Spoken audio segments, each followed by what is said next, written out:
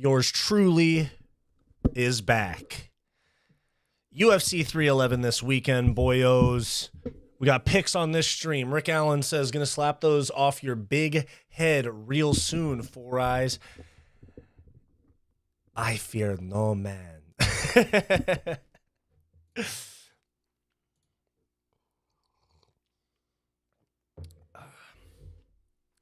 Rick, why do you want to put hands on me so bad? That's kind of sus, no? No?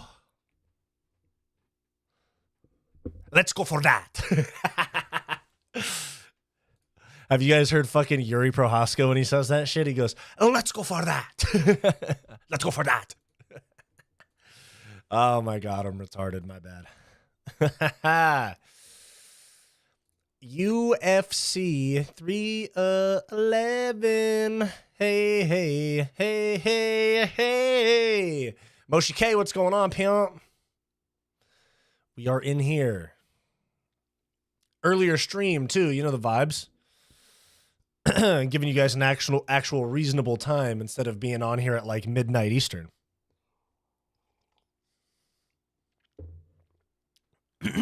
Flying out to 311 tomorrow, stroking it to Fight Society to pass the time. Stu is back. You know what I'm saying? Stu. Stu, stroke it. I'll be back soon, putting my kid to sleep. Good luck, brother. No worries. No rush, brother. He have kid? We check this. He have son? He have son? We check this.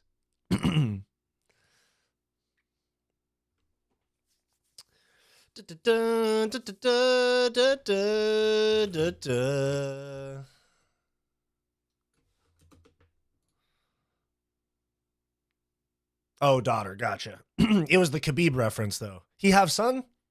We check this. What's going on, everybody? Please drop me a like. If you're new to the chat, drop me a subscribe. You know the vibes. UFC 311 this weekend. We had a little bit of a slight warm-up. You know, we had to eat a little bit of a shit sandwich with the card last week, which wasn't terrible, I'll be honest. I think the whole main card was finishes. No, 4 out of 5 on the main card were finishes. 5 out of 6, actually. On paper, not the best card, but still not bad. Ton of finishes. Yeah, a bunch of finishes.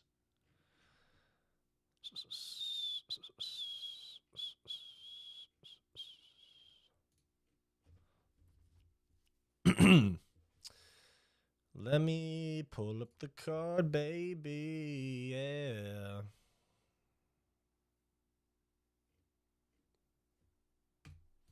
Have they updated it? Because we have 2 new fights on the card. Let's see. Yeah, okay. They have them updated. Good stuff. Good stuff.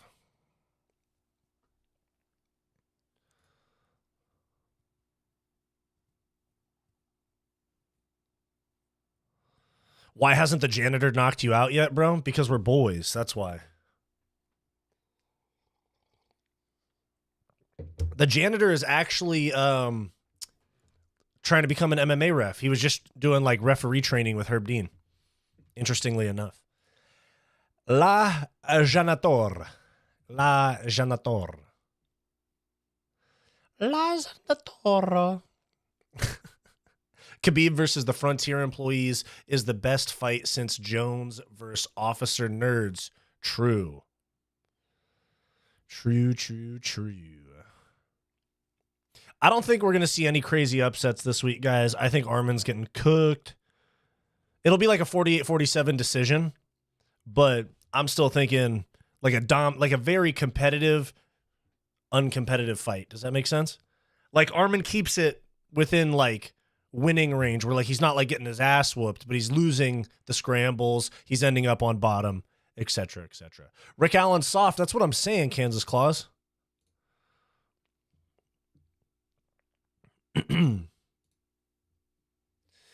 Guys, do me a favor. Drop me a like and a subscribe. You know the vibes. Dang, I got to start doing earlier streams, dude. I have way more energy now as opposed to fucking at 9:30. Shit.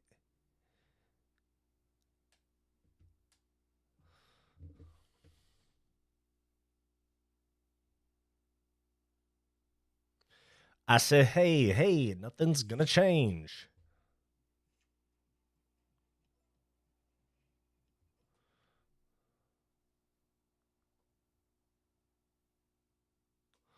Why aren't you out firefighting, bro? The Blazes are just a few blocks, bro. They're like several miles. They're like 12 miles from me. I'm like south of LAX, bro. I'm kind of far from them, to be honest.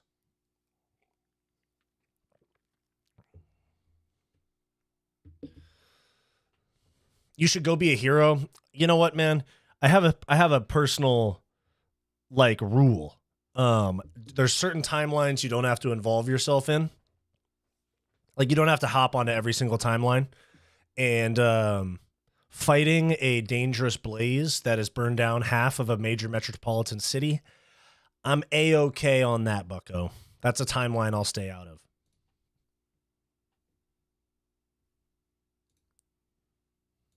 There's people trained to do that. It's still going? Oh, yeah, bro. They're still going. They're actually, a new one started today a little bit further out by like Ventura, which isn't really LA, but it's the next county over. Still SoCal. Let me look at I have the Watchdog app, or Watch Duty. Is that what this dumb shit's called? Yeah, Watch Duty. I say, hey,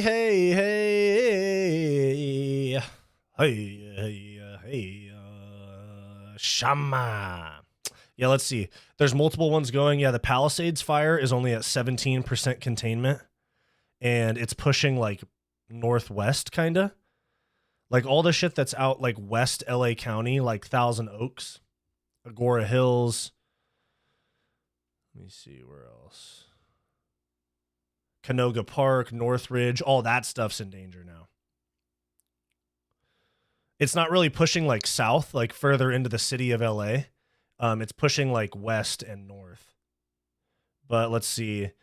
And then the Eaton fire is at 35% containment. Let me see. Yeah, that's like North LA, like Pico Rivera-ish area, Baldwin Park, kind of. And then, yeah, that's it in terms of major ones, because the Hearst fire is contained, but it's not out yet. And then there's a new one called the Otto fire that's out in like Camarillo, Santa Paula, Ventura area, but that's already at 25% containment. I think the worst of it is gone or done. I will take 8 weeks of snow in Ohio all day over fires. Yeah, no, dude. Like I have like my not to like. There's obviously people that have had it a lot worse than I have it right now. I didn't like lose my home or anything, but like my allergies and like asthma and shit have been crazy during these fires, and the air's still terrible. I worked out. I hit the heavy bag like 2 nights ago, and the air was so bad. I like after I was done, because I have a heavy bag in my backyard. I had to like sit on my back porch and like catch my breath. It was a hard session for like 40 minutes, but still, like I was just like, holy shit, man, I gotta chill out. The air is too bad for me to be pushing it like this.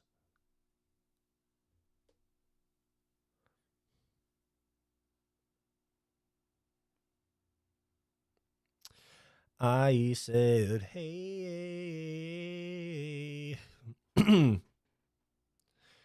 Have you ever been to Joshua Tree? You should stream from there sometime. I have not been to Joshua Tree, but Bo from my other podcast, he's been there a bunch of times. Yeah, so actually I'm trying to do a lot more this year in terms of like content and shit.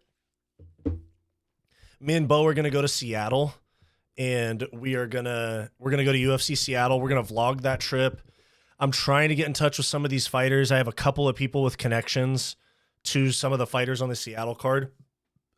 So I want to see if I can like pull up to like a gym that they're doing their training at for that week during fight week and interview somebody. I don't know. But I'm doing Seattle, and then Bo and I are going to do WrestleMania in Vegas in April, I think. We're going to do some sort of like vlog and shit there, and like try to get podcast guests in Vegas. I'm not too much. I really don't watch WWE, but it's WrestleMania. It's John Cena's last WrestleMania, and it's just like, it's fun. And Bo's a big wrestling fan, so I oblige him. 313's in March, though. I don't want to.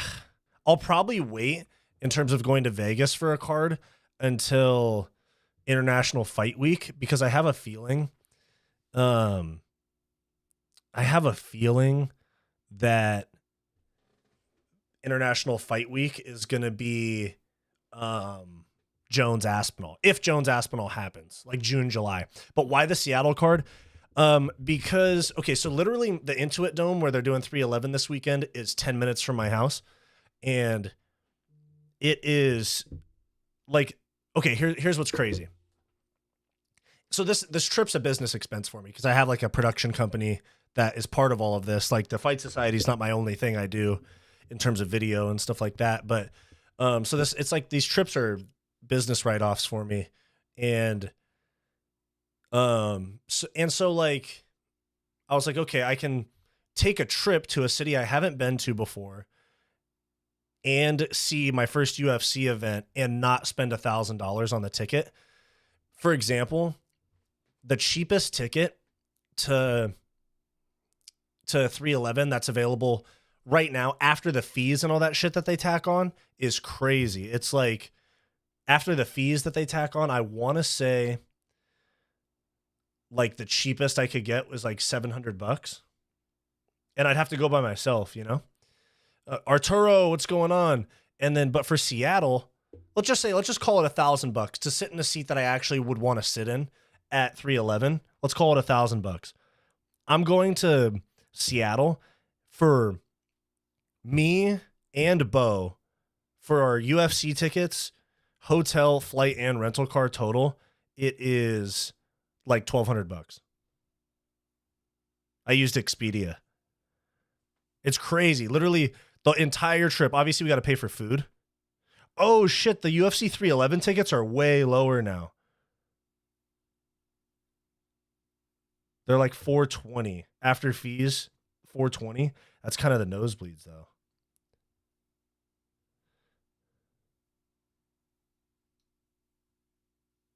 Yeah, I'll take the Seattle trip in my opinion. And I never go anywhere. You know, I almost never go out of town, so it's kind of nice to do that as well, bucko. Let's see. I will try to stream from elsewhere, like Joshua Tree, stuff like that. Yeah. I'm going to go on trips this year, and I'll stream while I'm on them. My plan is to film the videos for the week before I go on the trip, schedule the videos out, and then stream while I'm on a trip.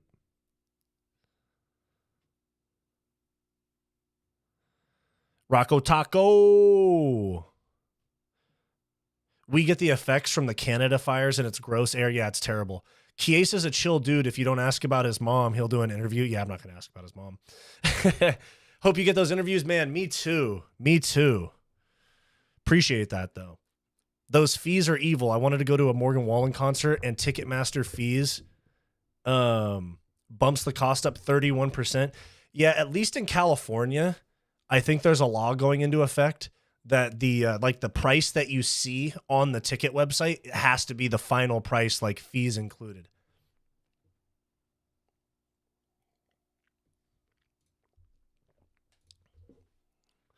Chatterhead, what's going on? Flukas Glazy interview Volk. It's time we get Fight Society a Cedricus Dumas interview. I definitely would get a Dumas interview, but he pulled off the card. His opponent's fighting somebody else now. His opponent's fighting some guy like that took the fight on like 3 days notice. Like from LFA, I think.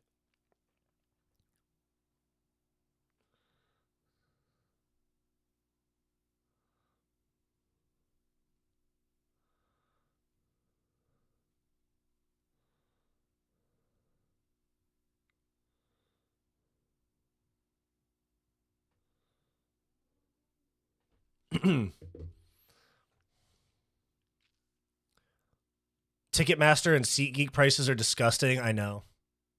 I got the tickets to UFC Seattle on SeatGeek, and they were solid. They were fees included were like $240 each. They're not great seats, but it's for the vibes, like being there and stuff, because we're doing a trip and stuff. So, oh, you know what? Fuck me, bro. Hold on. Fucking over here. Bop. Bop. There we go. Better. I use Game Time app. Okay, gotcha. Bro, a lot of those houses burned down, had no insurance, so the owners are just fucked now. Better make sure you have insurance on your house. Just saying. Yeah, bro, so I actually work in the real estate industry. I'm not a real estate agent, but I work in the real estate industry. And basically, so I'm actually kind of in the know about that stuff. What happened was State Farm and a few other companies wanted to raise the rates for premiums in California because of how often they have to issue claims, like payouts for claims because of how often California sets on fire, you know? And they the California insurance regulator said no, you can't up the rates anymore. And so they completely pulled out of the state altogether. And so these people on like no notice, like 90, 100 days ago, got basically just got notices that they didn't have insurance anymore, like flat dropped them. And so us in the real estate industry, we've had to refer people to a program that's through the state for homeowners insurance called California Fair Plan.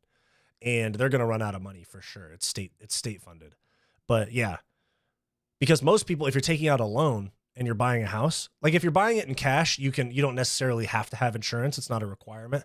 But if you're buying a house with, like if you're taking out a mortgage, the lender is going to require it to have homeowners insurance. So that's where the hang up happens a lot, is people right now, because of all this insurance drama, they're getting like super shitty homeowners insurance. So these people are going to get fucked. And watch, all these people that voted Democrat in LA, like for big government and shit, they're all going to change their minds about this shit when they try to pull a fucking permit, when they try to pull a permit to rebuild their house. And something to consider as well, these people that their houses burned down, they're still on the hook for their mortgage. They still have to make their mortgage payments.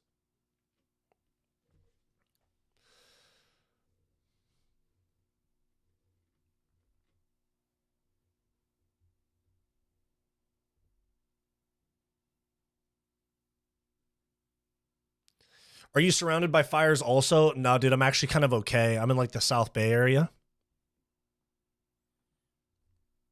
like south of LAX. We're actually chilling over here. I'm like 10 minutes from the Intuit Dome.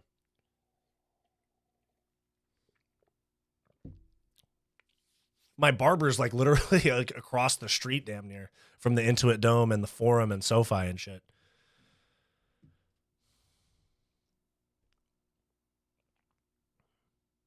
I'm skipping travel this year, maybe closing on a house in the next 3 weeks if inspection goes well. That's awesome, bro. Own some land. Chad. Based.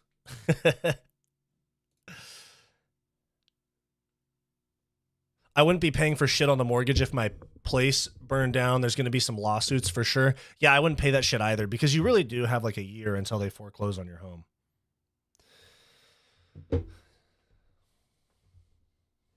Is the UFC still sticking to housing the card or hosting the card in LA? Yeah, they are. It's going to stay there. 100%. Because it's not even pushing this direction anymore. It's pushing like northwest, almost like into like Ventura County and shit. It's out by like Thousand Oaks. It's not coming any further south, like into the city of LA. And the Intuit Dome's in Inglewood. That's super south LA. That's like barely LA anymore. It's like where I live. It's like the LA area. It's not even LA. Guys, drop me a like on the stream, please and thank you. I was getting a haircut earlier, and a few motherfuckers in there were talking about reasons why Trump is bad and needs to go. I was like, I'm not getting into this. Yeah, bro. So, a lot of people are fried. You just got to let them go.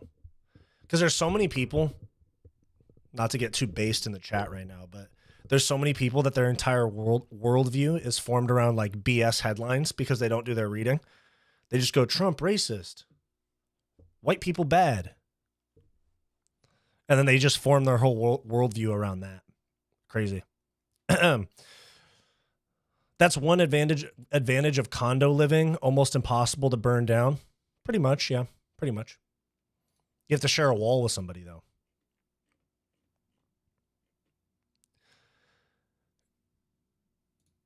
I'm a codeine drinker. She a teleport junkie.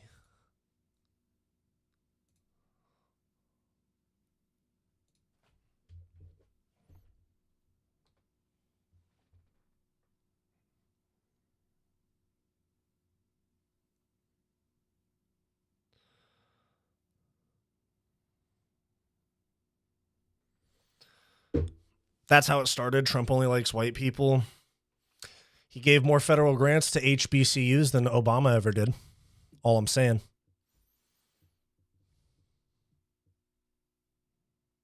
Has almost the exact same immigration policies as Obama did.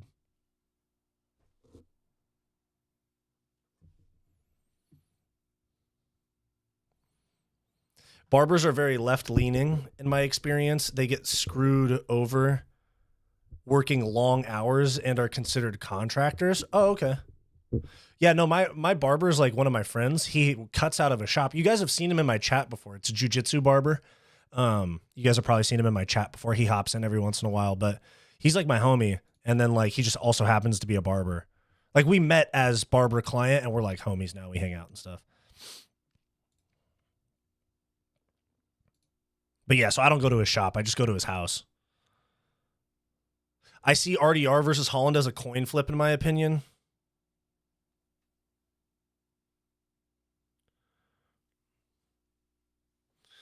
Yeah, it's the thing because Kevin Holland has proven to just like give up on fights once they hit the ground, which kind of stinks because Kevin Holland is really athletic and really skilled, in my opinion. It's just his mindset's not there. And then Renner to Ritter is just so dog shit on the feet where Kevin Holland could catch him. Sharing a wall is my only option. Detached houses are over $1 million in Toronto. That's out of my range. Yeah, I hear you, bro. $1 million is a fucking lot of money. She a codeine drinker. I'm a teleport junkie. She keep living life out of means.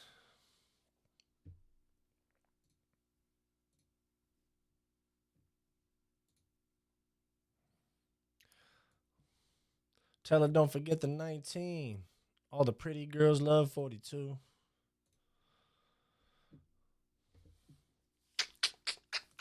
I said, hey, nothing's gonna change. Excuse me.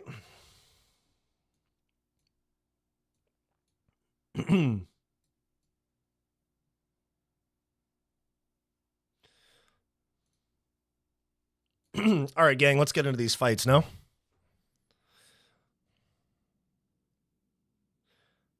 I'm ramming this bitch in the back of the truck to get feisty. Alrighty, guys, first fight of the night, we have Tagir Ulanbekov going up against Clayton Carpenter. We have one of Khabib, Islam, and Umar's teammates going up against undefeated Clayton Carpenter. And look, as much as I want to pick, the Chad American 8-0 Giga Chad right here, let's be real. This entire card is formed around Khabib, Islam, and all of them, and the glaze that goes into these guys.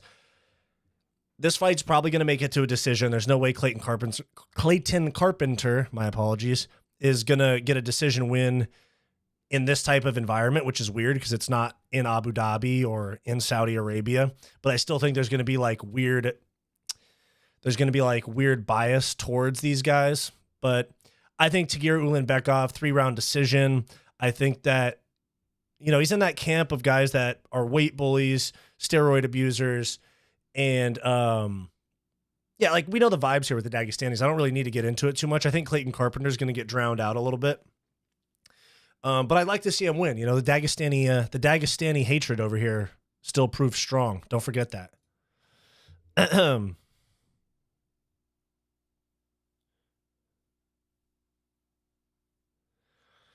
Tell her don't forget the 19. All the pretty girls love 42. All right, moving up the card from there. Wait, let me see. Barbers in Ohio are $12 an hour, no health care provided, and tips get taxed. Wait, what the fuck?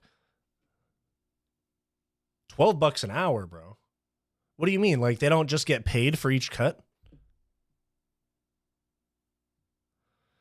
You see Zhang steamrolling Santos. Talia Santos is big. Or wait, is that her name? Zhang? No, Suarez. It's Weili Zhang and Suarez. Tatiana Suarez is really big for that division and really physical, but I still think Weili is just levels above.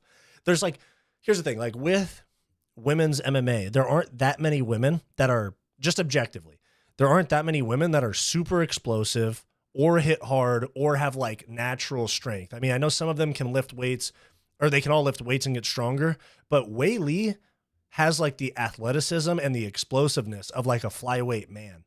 And I don't see even somebody as like strong and gifted in the grappling department as Suarez getting over on her. In my opinion, I think it's Ant still. Tagir hasn't fought in a while though. Yeah, he fought recently, I'm pretty sure. God, internet's bad right now.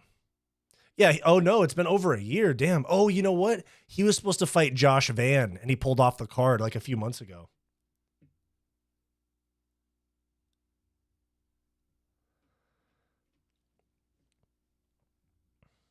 There will never be peace with them. Fuck no, there won't. You guys saw Islam has a farm. Now he has all the goats that he wants to, all the goats he wants to fuck, he can. Islam and all those Dagestanis hanging around a bunch of goats and shit and sheep. You know they get freaky. Oops, my bad.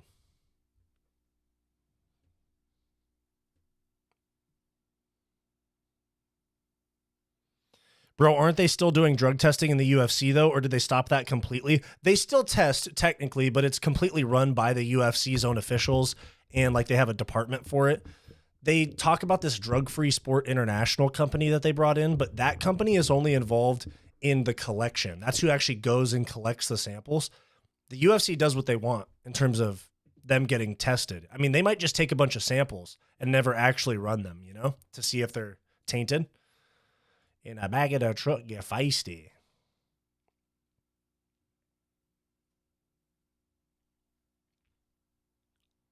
You're going to have to come up with some proof for those accusations or Tagir is going to find you and knock you out. Bro, I've literally made multiple videos on my channel about the Dagestanis being weight missing, PD, using cheats. Like, what are we talking about? And have I ever mentioned also that they marry their cousins and shit? I mean, okay, I'm not going to be too much of a hater here. Like, but, and I know it's something he can't control. But Tagir Ulanbekov has to be literally the most inbred motherfucker I have ever seen, bro. Like, look at this. That's a real human being.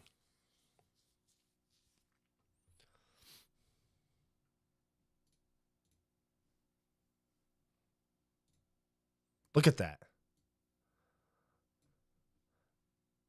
Fucking somebody needs to shoot that thing before it lays eggs. I'm totally joking. YouTube administrators. I'm joking.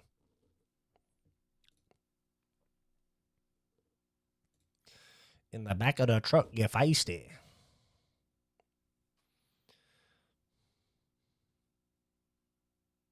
Move to Thailand and roid up, never get tested there. Yeah, true.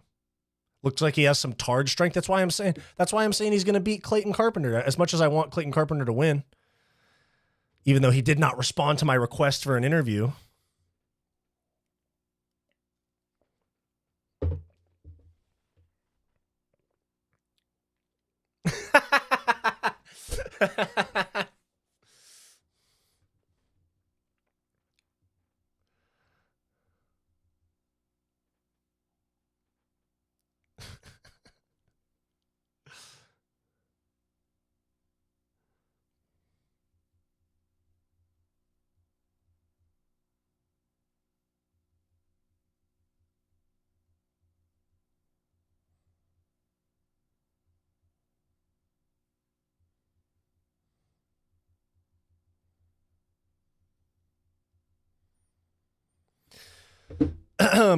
Let's see.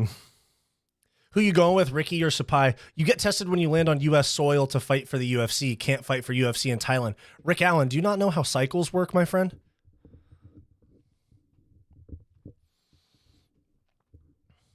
These guys go on cycles, get yoked, get it out of their system with like, and then they go get tested. And they go, wow, look at that. He's so clean. I can't believe he's natural. Look at his physique. Joe Rogan's like, look at that. Just genetics. People forget, man. People forget, man. genetics play a factor. He's just a fucking marauder. No, I don't, because I'm not a roid head like you. Bro, if you saw my body, you would not say I'm a roid head. I'm not saying I'm out of shape or anything, but it's just not that. I played baseball most of my life, bro. I've been around people that have taken performance-enhancing substances. Okay, moving on from there. Ricky Turcios versus Bernardo Sapage.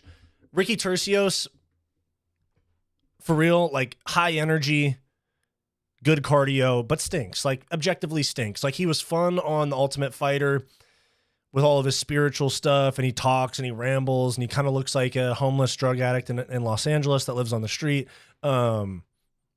Yeah, he's a fun guy, but Bernardo Sapaz is actually really good. He was beating Vinicius Oliveira in his UFC debut until he basically gassed and like zoned out in the last 10 seconds of the fight and got KO'd by a flying knee. That was actually my first live stream on this channel. I remember the clip about it. I was like, oh my God, he's dead. So with that said, I'm going to take Bernardo Sapage by decision because Ricky Turcios finds a way to get boxed up on the feet, end up on bottom, but still be like enough of a fucking spaz to make it a competitive fight, give his opponent things to worry about, such and such. You know the vibes?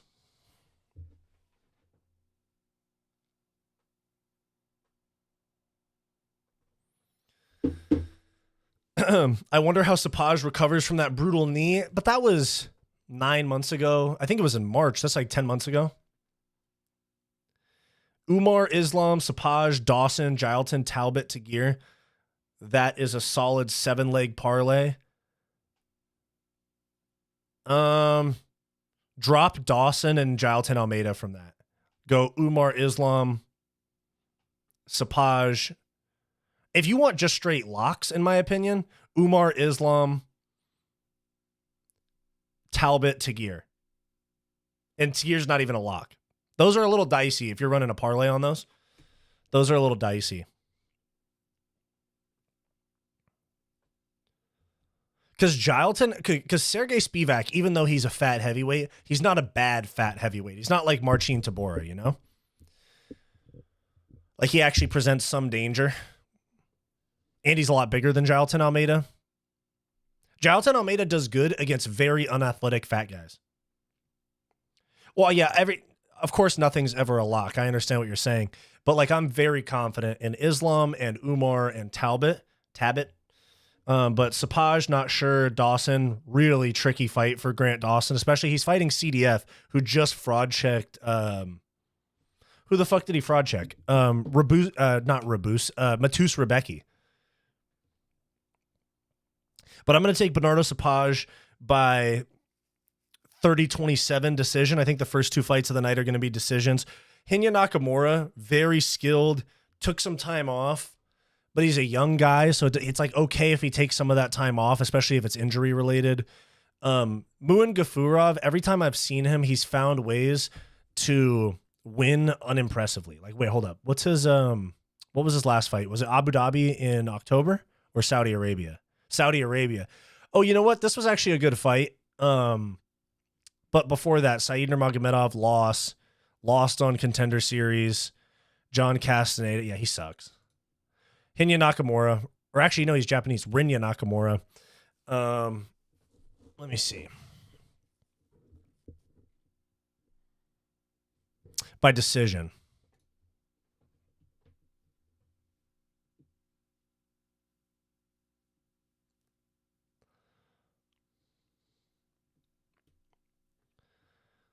I'm going with Rinya to get it done. Me too. Fight Society, man. In his prime, man, they called him the slick back bandit, man.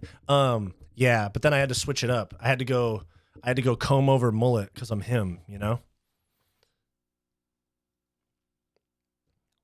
Oh shit, I still have some coffee.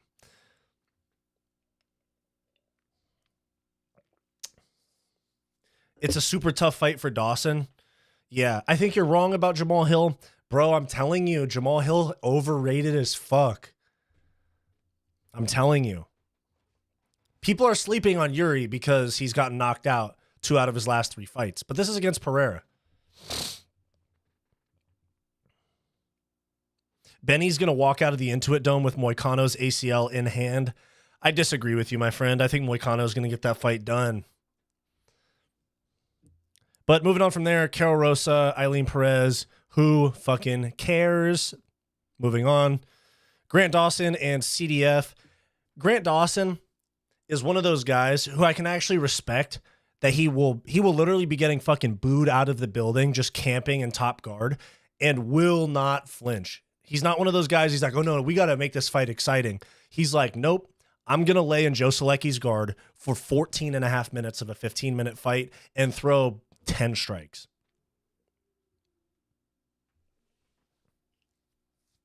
So if Grant Dawson can get the fight to the ground, I think he'll grind out a boring decision. But CDF's, people forget, man, CDF can really throw them hands, man. People forget, man. People forget.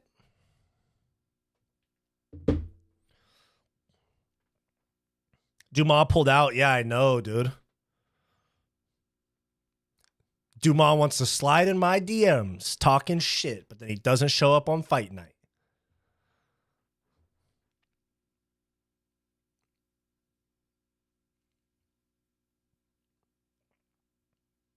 Grant Dawson is awesome as long as Bobby Green doesn't hit him with a jab. Weirdest KO ever.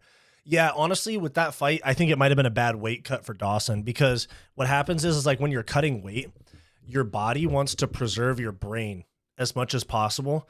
And so as you're cutting weight, water will stay in your brain the longest. But as you get deeper into that weight cut and you have to dehydrate yourself more and more, you get water gets sucked out of your brain. And in the reverse of that, when you go to rehydrate after making weight, your brain is actually the last place that the fluid like water returns to. So if you have a bad weight cut, you could go in there with a very severely compromised chin. And that could have been what happened with Grant Dawson against Bobby Green. That was nuts. Green ain't even known for his power. Yeah, I know. It was a super, super weird knockout.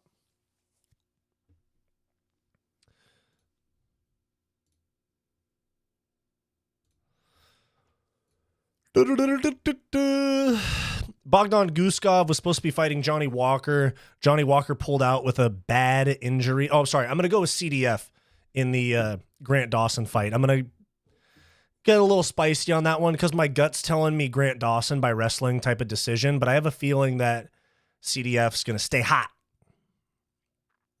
Bogdan Guskov was supposed to be fighting Johnny Walker, but Johnny Walker posted a video saying he had a bad injury and had to pull out. So they signed this guy, Billy Elikana, like this week. I think they signed him on Monday. And I'm pretty sure he was in Up Next in his recent fight. No, Lights Out Extreme Fighting. Okay. That's, I think that's Sean Merriman's promotion. If you guys remember Sean Merriman, he was a Pro Bowl linebacker for the Chargers. He runs that. He owns that, actually.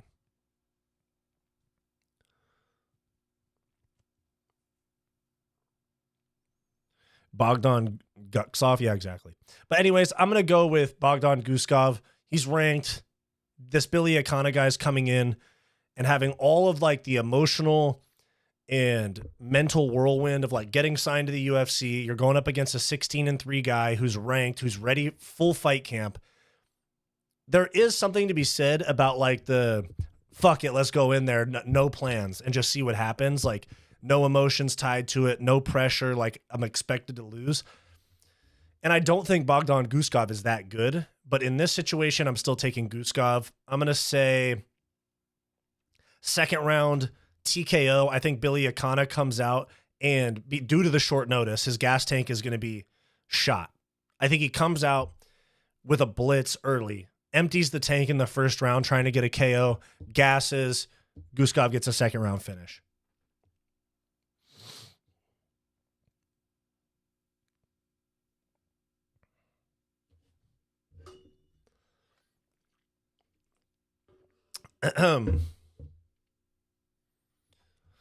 And let me see. Walker was gonna get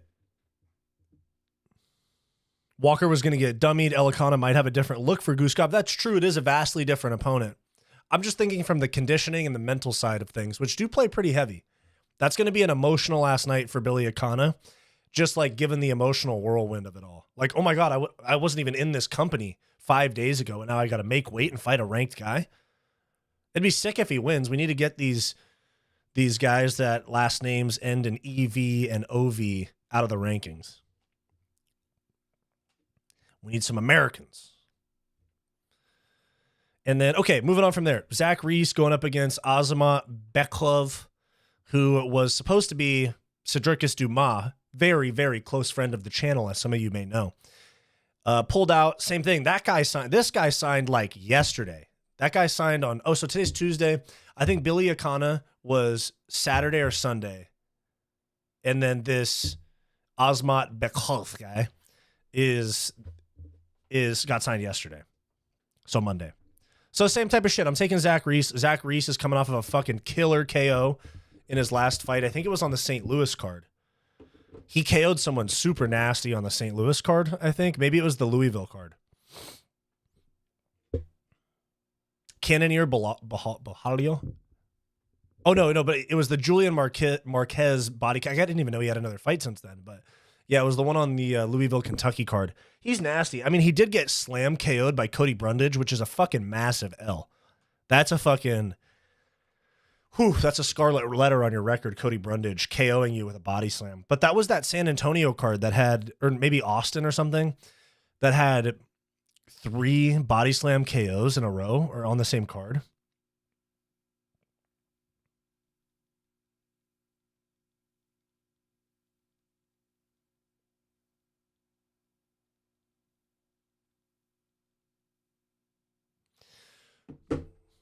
Alrighty.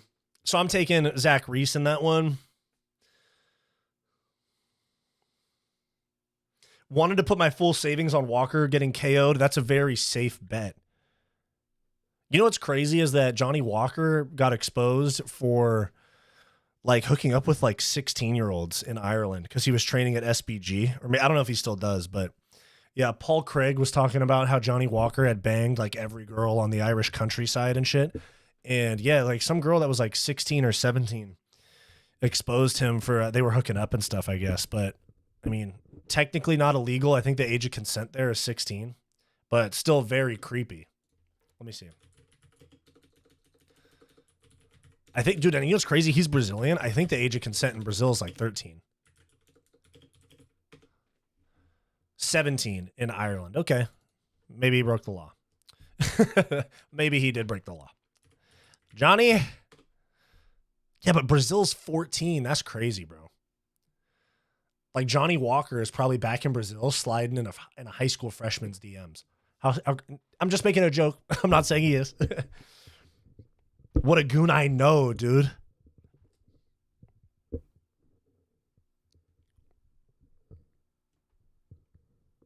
Having that in your search history, it's okay. I literally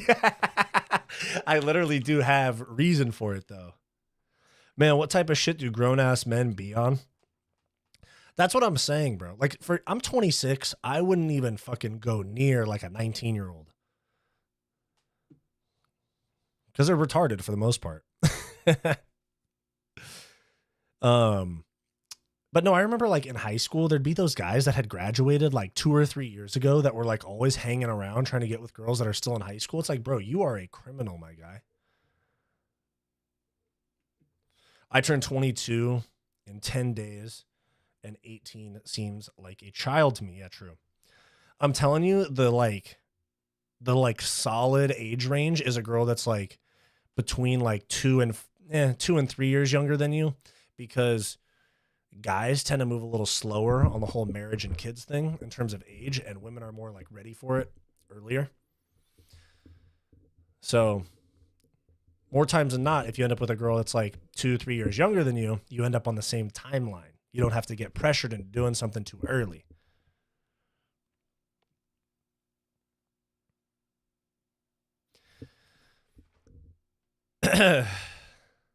What was the nasty line by me? What did I say? If you combine the ages of all the women he hooked up with, they almost add up to Ian Gary's wife's age. Oh, Jesus Christ. What road is this stream going down? Oh, no, Jake. Oh, yeah, that was nasty. That was a nasty line right there. Have you seen when Trump goes, God, that was a nasty one.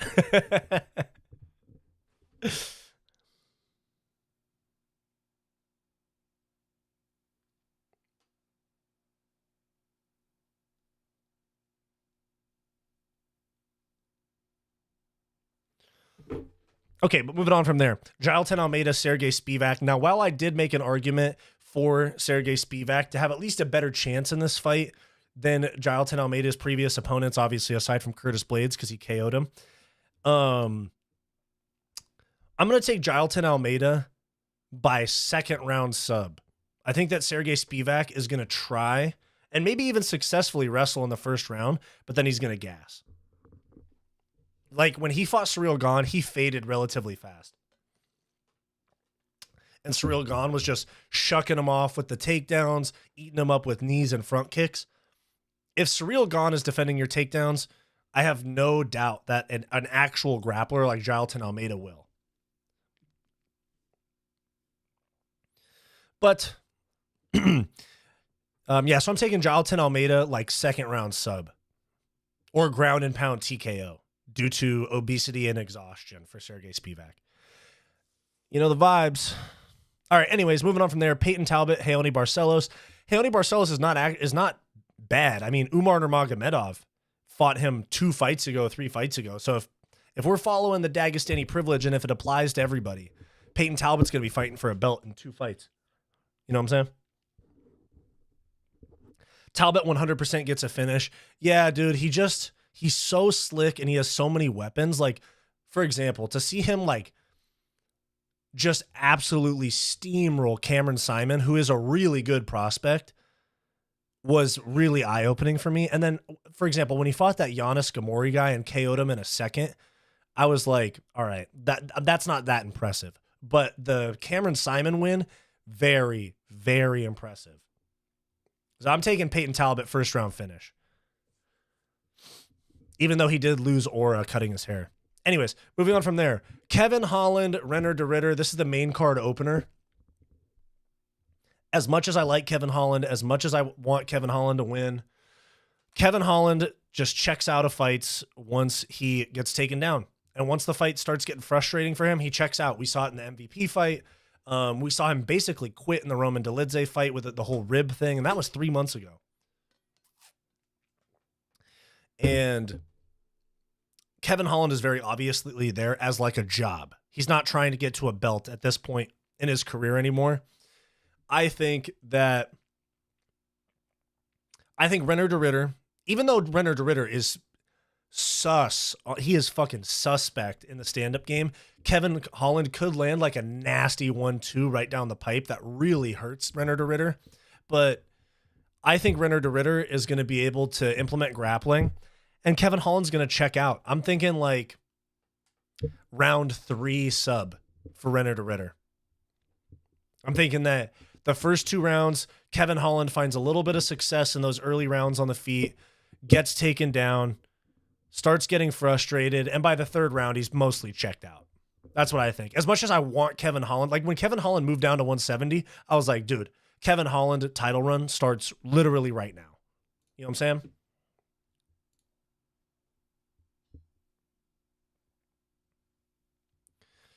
Kevin Holland does need to commit to 170, but I feel like he can't really commit to anything except for just showing up and fighting for a paycheck, in my humble opinion. In my humble opinion, as a guy with a microphone sitting in front of a computer.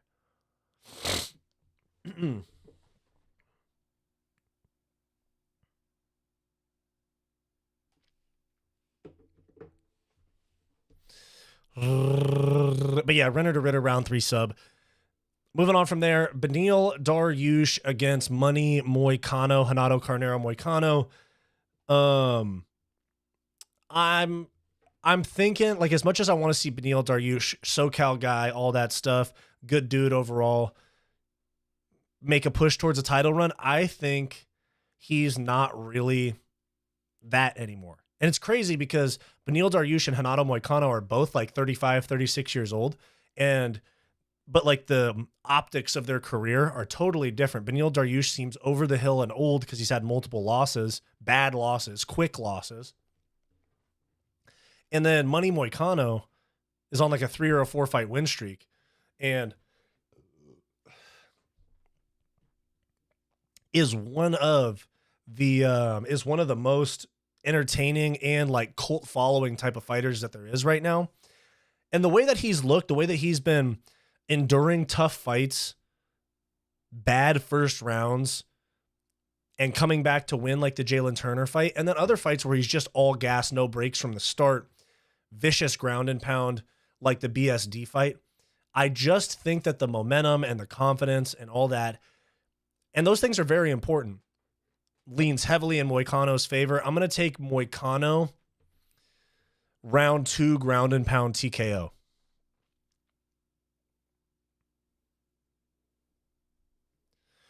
Yeah, Jake Miller, that's right. Beneil's 35 going on 50 and Moicano's 35 going on 33. That's a perfect way to put it.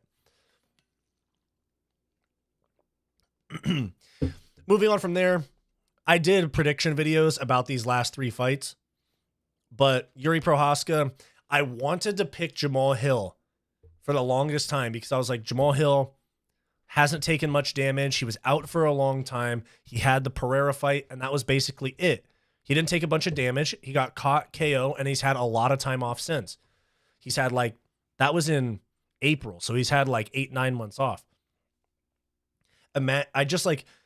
I was going to pick Jamal Hill for this entire lead up to this fight, and then once it got here and I started looking at their records and I started seeing who each of them has fought, I'm taking Yuri, dude. And then when you consider all of the things that Jamal Hill has that make him look like he's not locked in, like he's looking to fight everybody, tweet at everybody, go on a YouTube video rant against literally everybody. And he's just, and you know what? Also, look at him before the belt versus after. He's out of shape. He's out of shape all the time. He's literally fat all the time. He should be a middleweight, I'm telling you. But anyways, I dropped a video about that one. I'm taking Yuri Prochazka round 1 KO. I think Yuri's just going to come on strong and really, really hurt him. And then, but if Yuri does get KO'd, we might be in for a very swift and harsh decline of Yuri Prochazka, especially with his chin. Crazy how Moicano transitioned to such a mauler at his age, I know. Chad.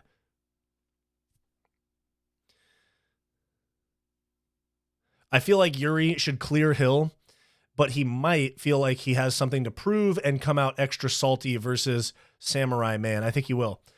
Imagine if Moicano went to 55 a few years earlier. Well, also, dude, Moicano was like a top 5 featherweight, so it's like his skill is undebatable. But yeah, if he would have just moved up when he was in his physical prime, like 31, he might have had a totally different career, but still, Money Moicano title run now. Middleweight for Hill, I'm telling you, bro, I'm not trying to be this guy. I'm not trying to be the fucking couch quarterback that calls somebody fat, but Hill's going to look like a contender this fight? Fuck no.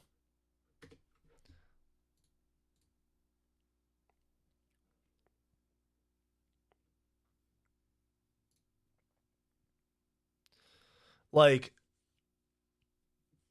I mean, this was peak. This was like peak fat Jamal Hill.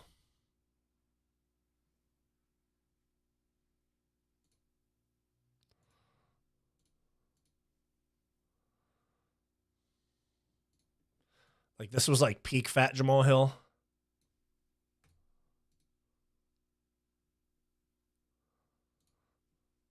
Whoops, that was not what I meant to click on.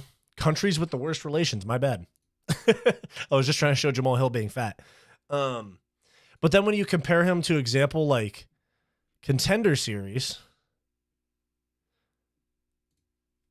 and I know they're a few years apart, but he gained so much weight. Like, he became champ, got hurt, and gained so much weight.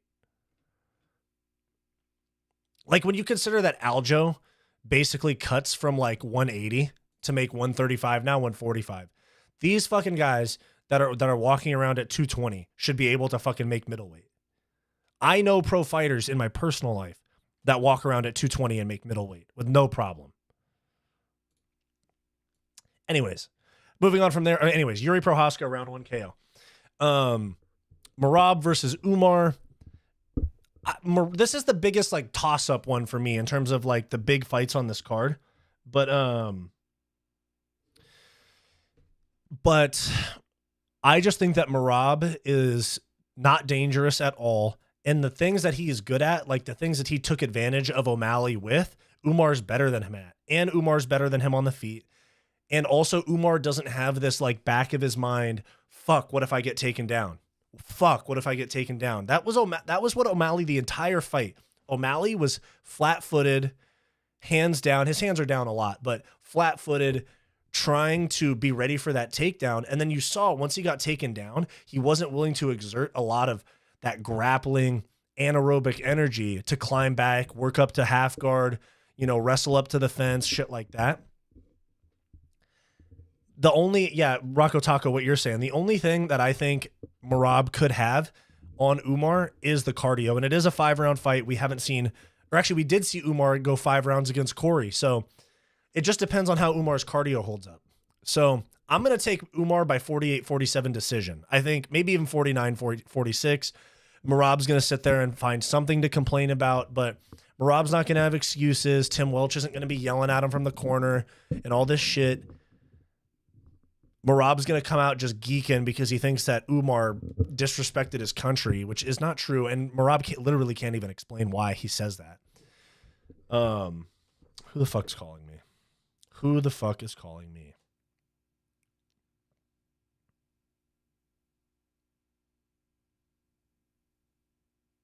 Malibu. I thought Malibu was no longer around.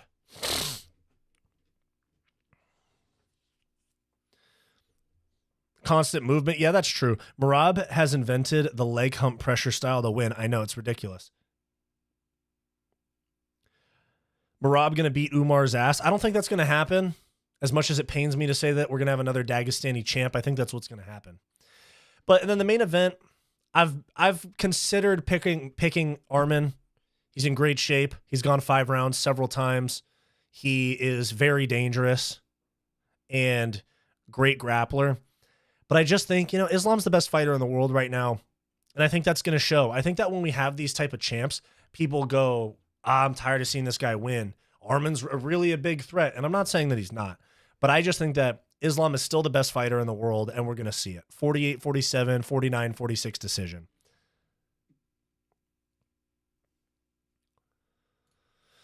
Don't trust Fight Society. He picked Crone Gracie I did not pick Crone Gracie. Don't besmirch my name like that. I did not pick Crone Gracie. Bucko is a bum.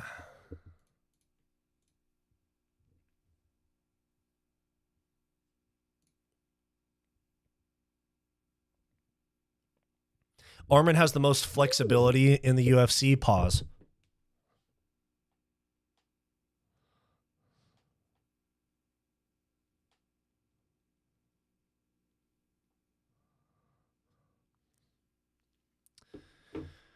I'm going with Islam as well, plus Arman isn't 100% invested into MMA. Yeah, I didn't even consider that.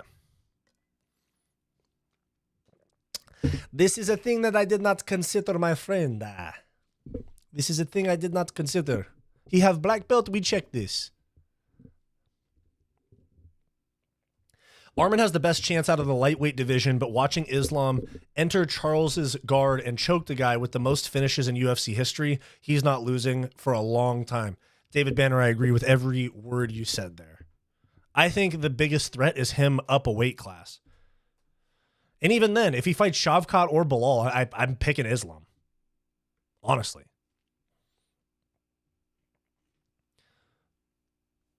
And that's how you know I'm giving you very honest, unbiased picks, because I am very anti-Dagestani. And I still, I'm not going to go, oh no, Arman really has a chance of steamrolling Islam Makhachev. Shit like that, Because that's just not true. I'm not going to be one of these guys that, because I don't like a fighter, for example, if I was to just automatically pick against Tsarukyan Dumas because of the issues him and I have had, that'd not be very fair or honest of me,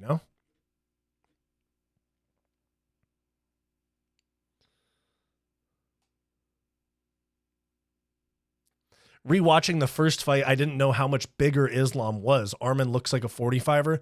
Arman's bigger now, but no, Islam is a fucking massive lightweight. They say that that Islam walks around at like 200 pounds. Like DC was talking about it, and I think he said, I can't remember what it was. Hold on. I think he was saying that Islam out of camp is like 90 kilos or something like that, which is almost 200 pounds. That's like basically what Khabib was too.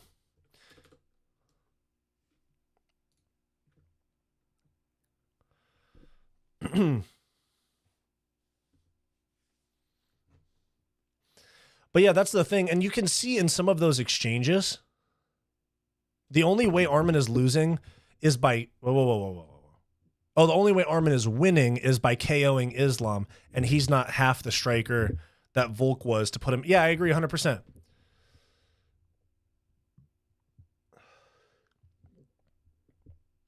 I like Khabib and Islam. The other random Dagestanis live off their name. Pretty much, yeah. Pretty much. I mean, Umar's talented. It's not like exclusive.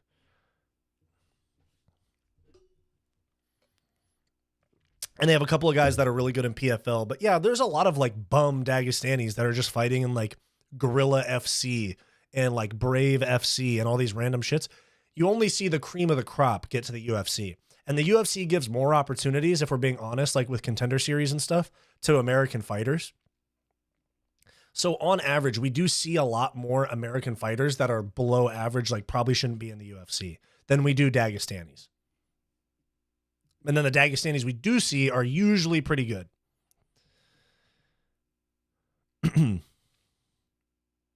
Arman got to dig deep if he wants to pull it off, but Islam is just levels above.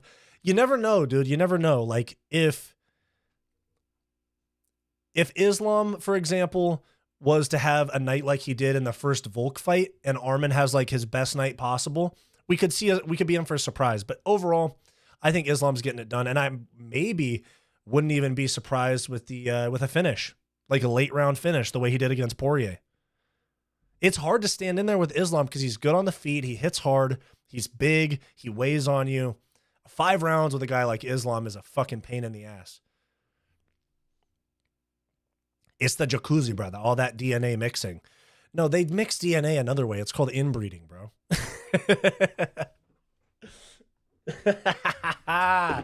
My bad.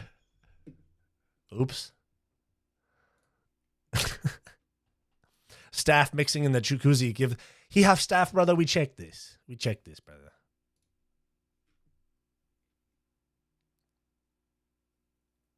What did you guys think of the custom shorts, though? I thought Islam's like mountain shorts, fire. Merab's I thought were trash.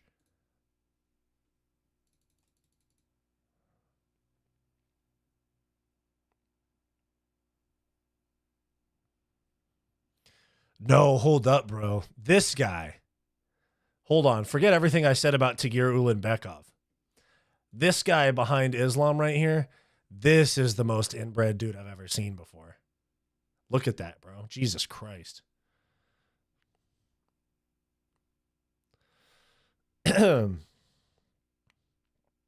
Dagestan also trains them from 3 years old. Yeah, like Guru said it before. If Western men would put their kids in like MMA training or even just jiu-jitsu and wrestling as a kid, as opposed to like AYSO soccer or Little League, we'd be smoking these dudes. Guru's right about that. Looks like Renat if he had hair, yeah. He looks like Five Nights at Freddy's, actually.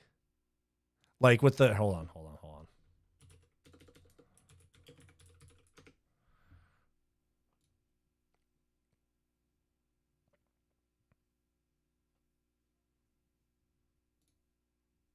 Like, peep this. Five Nights at Freddy's. That guy. Five Nights at Freddy's. That guy. Five Nights at Freddy's. That guy. Listen. Stay with me now. Five Nights at Freddy's. That guy. Same thing.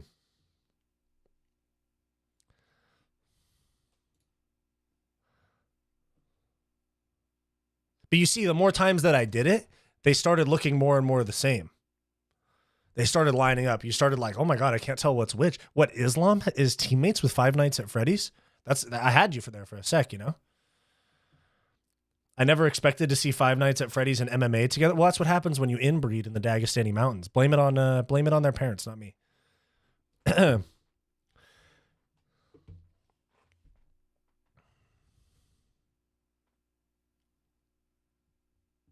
Don't hate the game. Don't hate the player. Hate me. Anyone notice that almost all the Dagestanis have beyond perfect hairlines? Yeah, it's probably something to do with them being like more closely related with our primal ancestors or something like that, because they are hairy people.